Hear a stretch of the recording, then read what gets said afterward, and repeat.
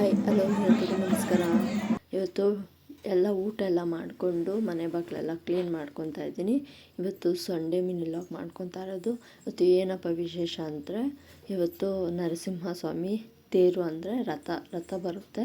ಅದು ಕಾರಣಕ್ಕೋಸ್ಕರ ಇವತ್ತು ಮನೆ ಬಾಗಿಲೆಲ್ಲ ಕ್ಲೀನ್ ಮಾಡಿಕೊಂಡು ಹೊರಗಡೆ ಎಲ್ಲ ರಂಗೋಲಿ ಹಾಕಿ, ಹಾಗೆ ದೇವ್ರ ಫೋಟೋಗೆಲ್ಲ ಹೂವು ಕಟ್ಟಿ ದೇವ್ರ ಫೋಟೋಗೆ ಹಾಕಿ ಪೂಜೆ ಮಾಡಿ, ಹಾಗೆ ಸ್ವಲ್ಪ ಬೆಳಗಿನ ಊಟ ಮಾಡ್ಕೊಂಡಿದ್ದೆ.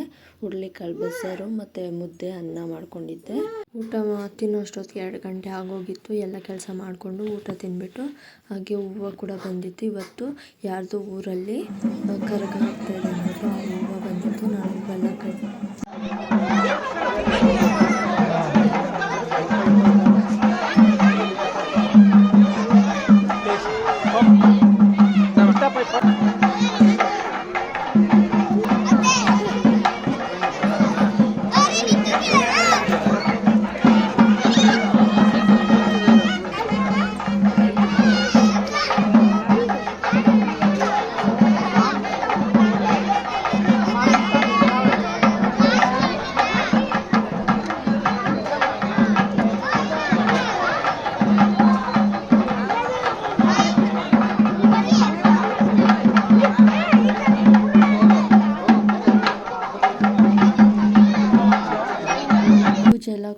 ಪೂಜೆ ಎಲ್ಲ ಮಾಡಿಕೊಟ್ರು.